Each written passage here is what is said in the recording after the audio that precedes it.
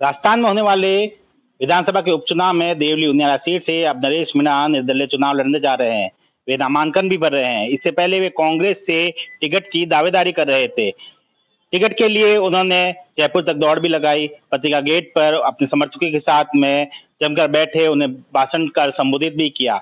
उनके साथ में प्रहलाद गुंजल भी नजर आए। प्रहलाद गुंजल ने भी नरेश मीणा की तरफदारी करते हुए उनके लिए टिकट की मांग की। उन्होंने सचिन पायलट से मांग की कि नरेश मीणा एक युवा नेता है, ऐसे युवा नेता को मौका दिया जाना चाहिए।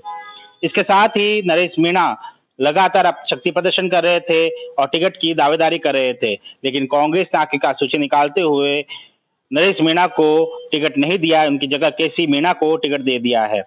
इसके बाद में नरेश मीणा ने कांग्रेस को समर्थन देने की बात कही थी।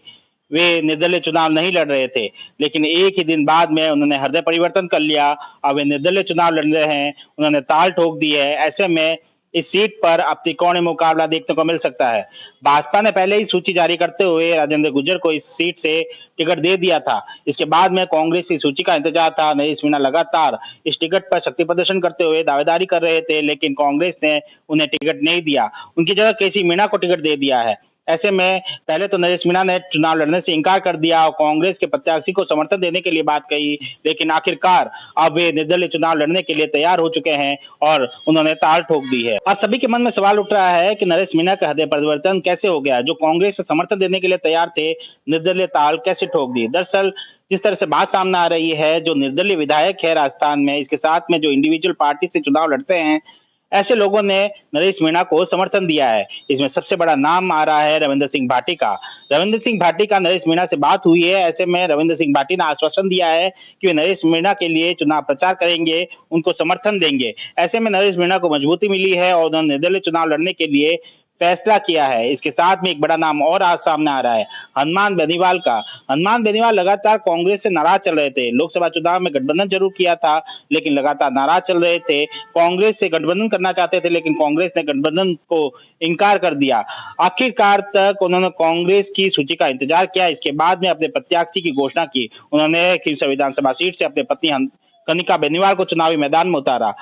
कांग्रेस की सूची आने तक उन्होंने उम्मीदवार की घोषणा नहीं की थी। उन्हें गठबंधन की आस थी 2 से 3 सीटों पर, लेकिन कांग्रेस ने उनको निराश किया। ऐसे में कहीं न कहीं नाराजगी कांग्रेस से पहले से चली आ रही है। ऐसे में अब नरेश मीणा को जब टिकट नहीं दिया गया है, तो कहीं न कहीं नरेश मीणा के समर्थन में हनुमान बेनीवाल उतर के सामने आए हैं।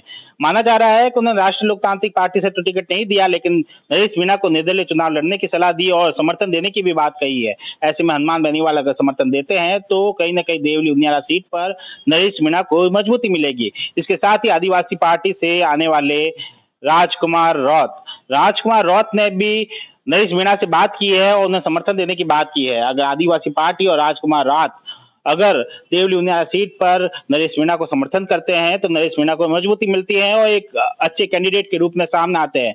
माना जा रहा है कि ऐसे में नरेश मीणा एक मजबूत कैंडिडेट बनेंगे। राजकुमार रौत भी उनके लिए समर्थन में चुनाव प्रचार करने वाले हैं।